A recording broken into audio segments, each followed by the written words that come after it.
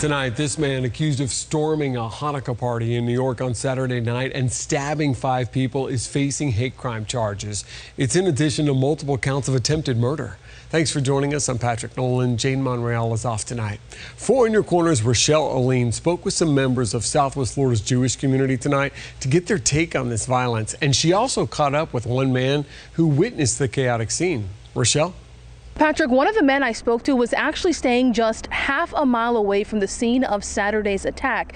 He tells me while it's tragic, it actually points to a larger pattern of anti-Semitism in this country.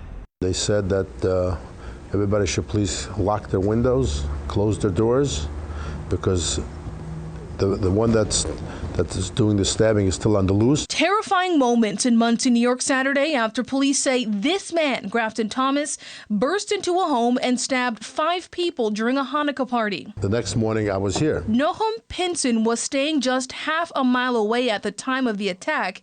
He then flew into Bonita Springs the next day to celebrate the opening of this Jewish center. Look at the contrast to this. I'm coming from deep darkness, tragedy, and I'm coming into a beautiful sunshine state. The sun is shining brightly. The attack is now being labeled a hate crime, and the state's governor says he'll be proposing new laws to help crack down on it. This is terrorism. It is domestic terrorism. It's one of at least a dozen anti-Semitic incidents across New York State and the country over the last few weeks, and comes a little over a year after a deadly mass shooting at a Pittsburgh synagogue. Despite the increase in this type of violence, Pinson says the Jewish community will continue to hope for a better tomorrow. The Jewish people have been going through this for thousands of years, and it's probably in our DNA. It's a trend that also isn't lost on the rabbi of that new center in Bonita Springs, who says they will continue to take precautions. We make sure to have security when we do our events.